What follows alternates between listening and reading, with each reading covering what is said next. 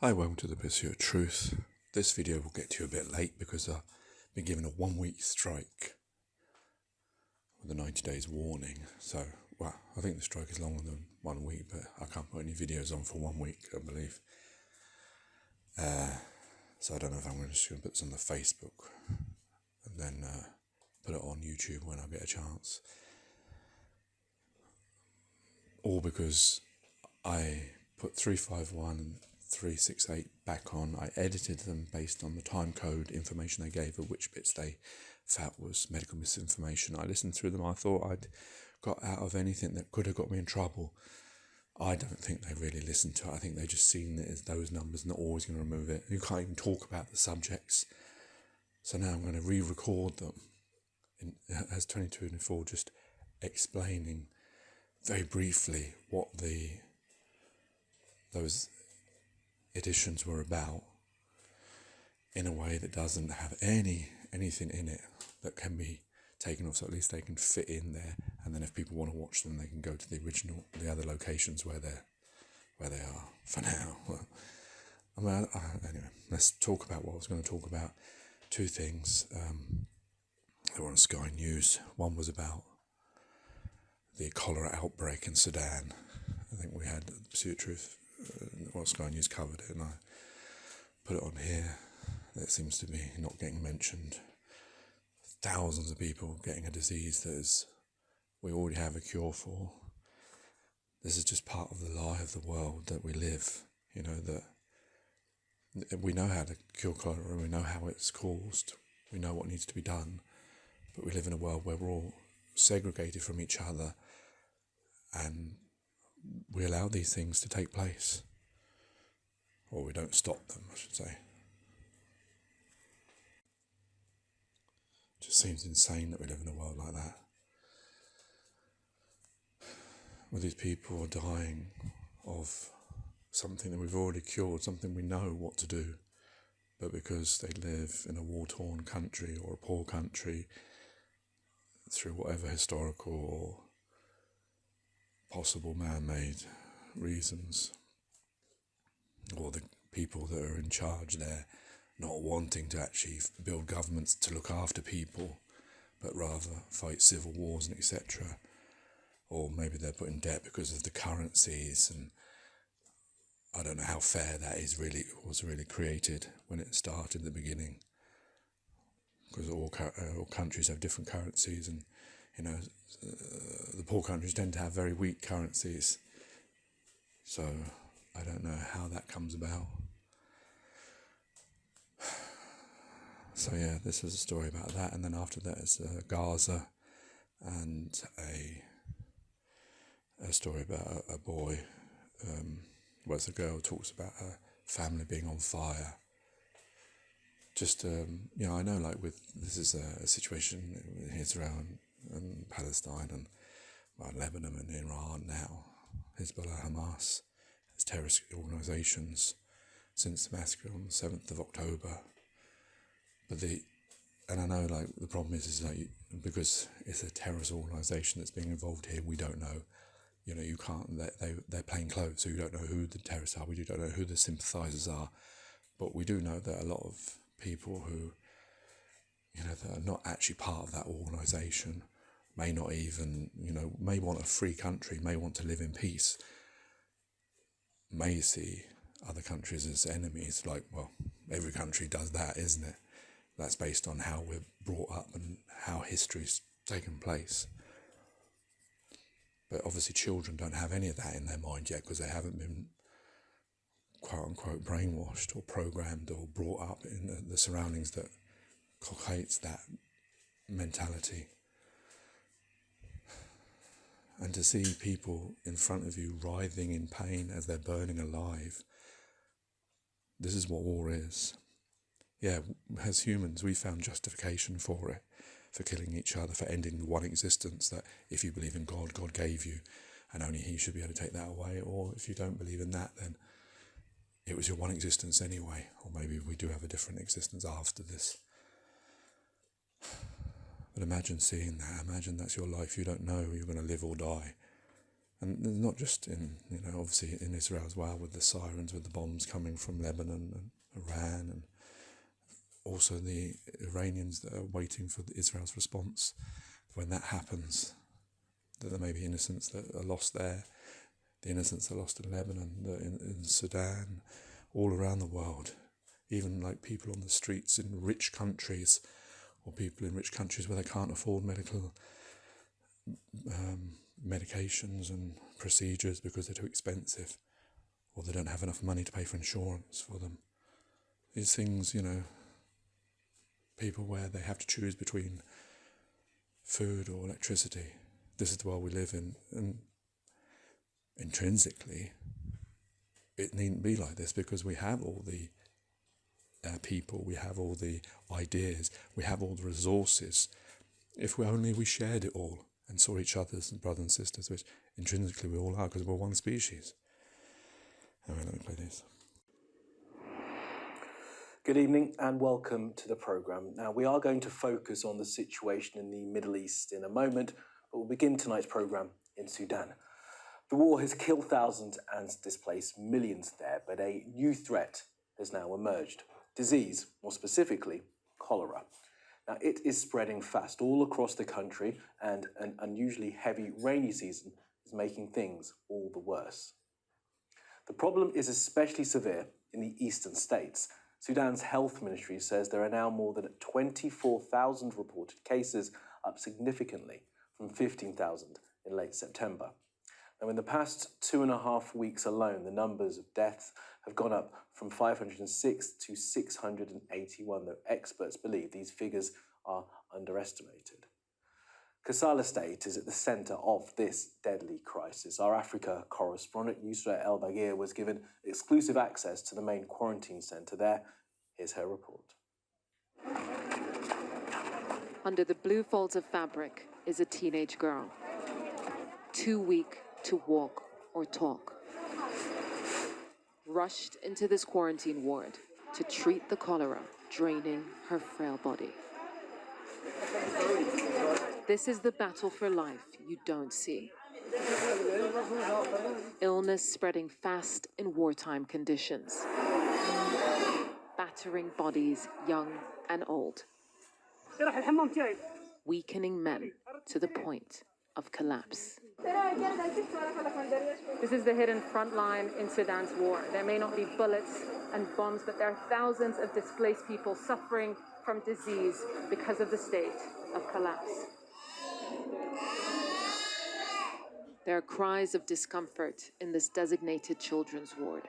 Many of their families fled armed violence to cramped, unsanitary camps, exposing their fragile frames to a much more quiet killer. She's lost her childhood. She can't even recognize the family we lived with back home. Even when I come to the hospital, she can't recognize me. She just starts crying. Health workers are shielding people from death in the toughest of circumstances. How has the war affected you and the work that you do? There's so much work to do, says Umayma, much more than before.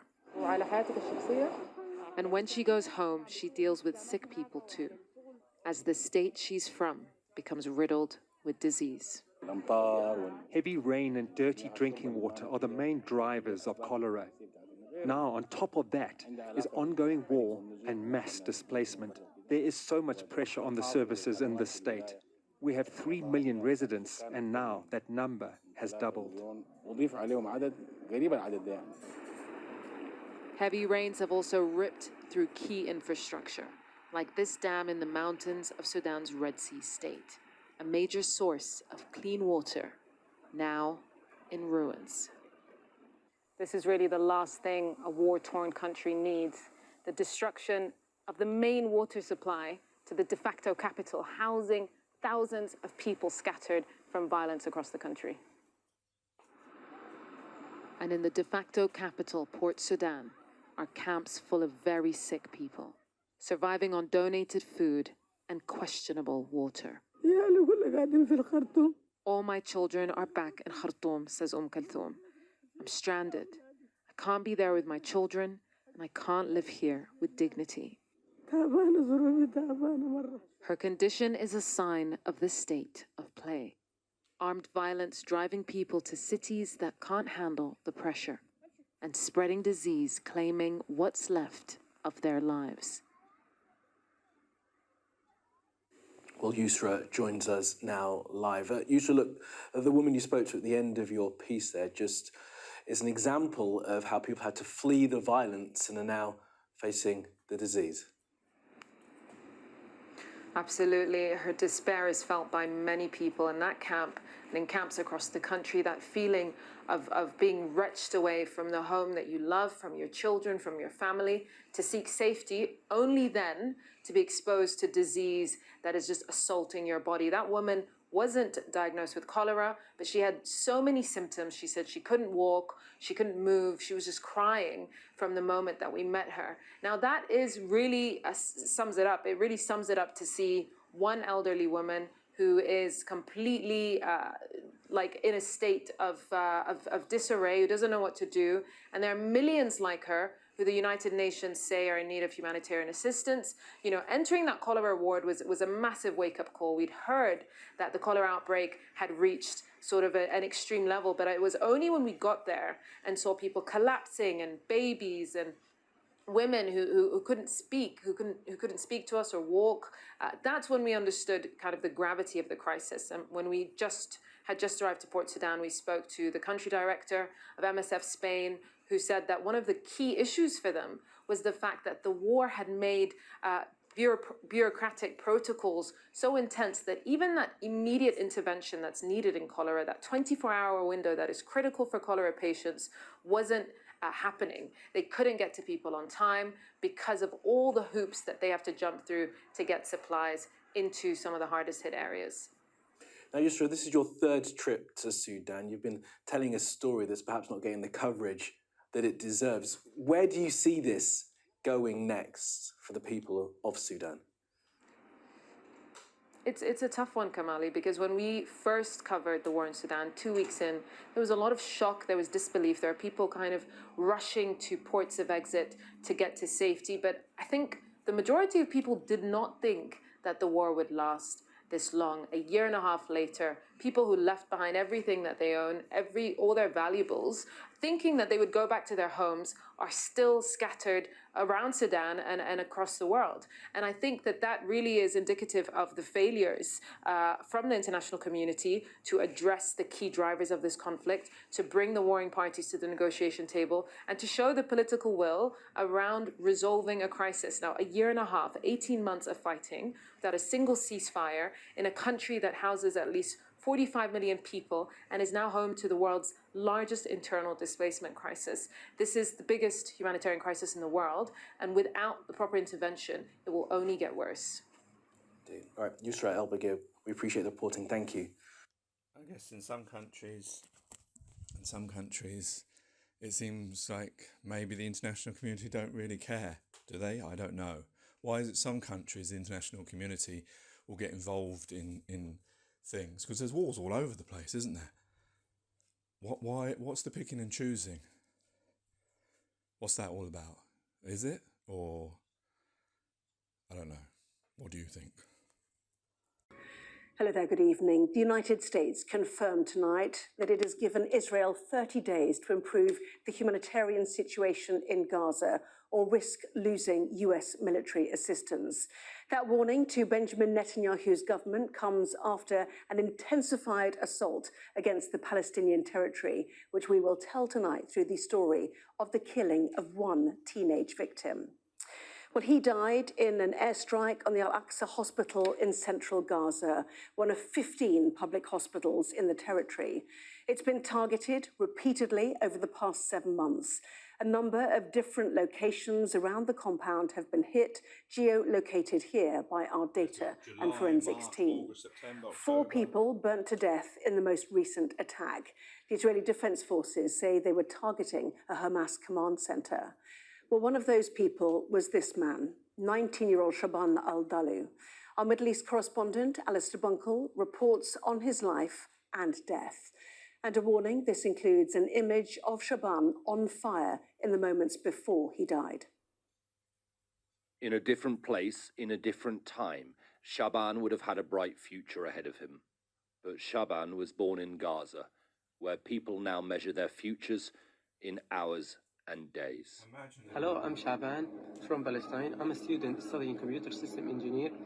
I was displaced from the north to south under the occupation threats. Shaban was the eldest son. When the war started, he left home in Gaza and built this tent for his family in the grounds of Al-Aqsa Hospital. I'm taking care of my family as I'm the oldest. I have 2 sisters and 2 little brothers and my parents. We live in a very hard circumstances, suffering from various things such as homelessness and limited food and extremely limited medicine. Later that day, he donated blood to help the wounded in Gaza. Shaban continued to study in his tent, but walked for half an hour each day just to get internet access. He set up a GoFundMe page to raise money to take his family to Egypt, to safety. Then, 10 days ago, he was injured in an Israeli strike while sleeping in a mosque. Shaban was still recovering when another Israeli airstrike hit the hospital grounds on Sunday night and his tent caught alight. We are about to show you an image from the final moments of his life. With a drip still attached to him, his arms reached out and then went rigid in agony as the fire engulfed him. That's just... Is this the people that those warmongers, the people that drop bombs, the people that launch wars, whether they have a justification or not? Is this the people they want to kill? Someone who was just looking after his family, that gave blood when he had nothing, but he still gave what he had of him. And the picture of him now with his arms up, engulfed in flames after being twice struck. For what? Is this the world we want to live in? This will be the picture I stick on the front of this video. I hope that this poor man, this teenager, who had a short, limited, only one existence of life, that people around the world see that and then think about our actions. Not just this one thing, but our whole actions as human beings and how we live with each other. It's a disgrace what we're doing. And there is no justification for I know humans make up justifications of wars and you know, all the sorts of ways we do it, but is there really a justification for ending another person's life, no matter what they've done? Well, I don't know. I suppose if they've done really bad things, but this man, what had he done? What, you know, in our system, innocent till proven guilty, what court did he have to plead his innocence before he set alight and died with his arms up in the air? His arms reached out and then went rigid in agony as the fire engulfed him. Shaban was burned alive. His mother, Allah, was also trapped and died next to her son in the inferno. Shaban was on fire. My father was busy with my younger brother, so I couldn't help but run towards Shaban to try to help him. People stopped me from getting close to the danger, saying the civil defense was on its way to put the fire out. I kept saying, "But my brother's on fire, my brother's on fire. Please let me go." They wouldn't let me. My brother was burning in front of my eyes, and I couldn't do anything to help him. It's an indescribable feeling. No one in the world can understand it. Can you imagine seeing your loved ones die in front of you? Your brother, your role model in life, your mother, your rock and caretaker. The Israeli military said it hit a Hamas command center. As yet, they've shown no evidence of that. They've also said that the fire was started by secondary explosions in the hospital car park. It is one theory. It was a painful scene. It's hard. I saw my cousin and my uncle's wife both on fire. They were moving around trying to stop it. I really don't understand what we did to deserve this. We're displaced families. What did we do wrong? Shaban's final months were spent hiding from the fighting in a place where there is now nowhere to hide. In life, he had dreamt of memorizing the Quran and becoming a computer scientist. In death, he has become another figure in an unfathomable number, 42,000, the Gaza dead. Shaban was 19. He would have turned 20 tomorrow. Alistair Bunkle, Sky News, in Jerusalem. The life and death of Shaban al-Dalou. Well, Sky's international affairs editor Dominic Waghorn joins me now. And Dominic, we heard before about America's warning to Israel over its actions in Gaza. And tonight it appears there is movement too from America over Iran. Yes, what the Americans are saying is two things. They're saying that they've received assurances from the Israelis that when they eventually get round to retaliating for Iran's ballistic missile attack on Israel a couple of weeks ago, they will not strike Iran's nuclear or oil facilities. That will be a relief not just to the Americans, because if they do that, that could lead to Iran retaliating in a way that could escalate things dramatically, either with more ballistic missiles against Israel or against the Gulf states, possibly American bases based there as well. So who knows where that would lead.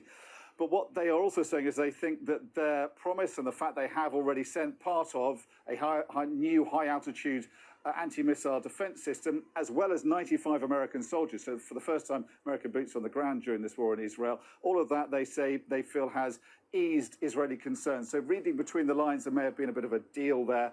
We'll give you the system as long as you don't do your worst when you retaliate against Iran. But what's curious is American officials are also saying that they don't believe, or they're not entirely convinced that the guarantees they're getting from the Israelis are cast iron. And they point out that the Israelis have in the past said one thing and then done the opposite. And they did that most dramatically 2 weeks ago when they said that they were open to the idea of a ceasefire in Lebanon with Hezbollah, and then a couple of days later dropped 80 bombs on Hassan Nasrallah's bunker, killed him, and massively escalated the conflict with Hezbollah. So what they seem to be saying is that they are giving this missile system to the Israelis in the hope the Israelis do not strike facilities that could massively escalate the situation in Iran. But they're not entirely convinced, or if Israel doesn't do that, or does go ahead with striking those installations, they won't be surprised. So I think make of that what you will. Dominic, live for us there in Tel Aviv. Thank you. The murder trial of the father of... There you go. I mean, like, it doesn't really matter whether it was an Israeli bomb that set that fire, or whether it was a terrorist weapons that were held in that tent or underneath that caused a secondary fire, which is what Israel is suggesting. This poor man lost his life from, from one of these two weapons. Why do we make weapons? Why do human beings make weapons? Because weapons only have one intention, it's to kill, isn't it? And I know some people who say it's also a deterrent, but most people don't use it as a deterrent. I suppose, like with stopping nuclear wars has worked so far, fingers crossed. But most weapons are used to kill people. A lot of people are making a lot of money out of weapons. But yeah, whichever way it is, whether it's a terrorist or whether it's Israeli bomb, that I suspect, they weren't intentionally, I would hope, going for this 19-year-old. I don't think they would have known he was in there. It wouldn't be, doesn't serve their purpose to do that. They are, I assume, trying to get terrorists, and assuming their intel is accurate. But the problem is targeting hospitals and mosques is a risky business, because you're almost certainly going to accidentally kill innocent people. And that's knowing. That's not something you can't not know about, because they are public places and are protected usually under international law. So that's the problem. You create this. Maybe the terrorists, that's why they do it, because they hope for this outcry, and that's why they use these public places. But then you're playing into their hands. But at the end of it, yes, maybe they got a terrorist, maybe they got some weapons. But what about the innocent people, the mother and son who burnt alive in front of their brother and cousin? From both angles, imagine that painful death. Your one existence ends like that. And imagine also those left behind, what it does to their minds, or those people that saw that. who may know that this boy was just an innocent boy, and his mother just an innocent mother, who dreamed of just a normal existence like we all get. How do we put out this fire, metaphorically speaking? This plague that we as human beings are not stopping. Our system that we live in, the way we live with each other, doesn't stop. These things keep occurring throughout history. We always have that maxim of never shall we forget, that we keep history so that we don't repeat the mistakes of the past. And yet, by keeping this system that we have, we are keep creating this. We're going to keep having wars. We're going to keep having famines. We're going to keep having poverty and this inequality that we have for each other. When the place that we found ourselves upon, luckily, has enough resources for all of us to live a great existence. There's enough space for all of us to live enough existence. Has enough infrastructure, has enough, if we make it, and enough energy to make that infrastructure. There's plenty of us to do that, and we have all the ideas. All we have to do is share it with each other and learn to live with each other as one in this timeless moment that we each have.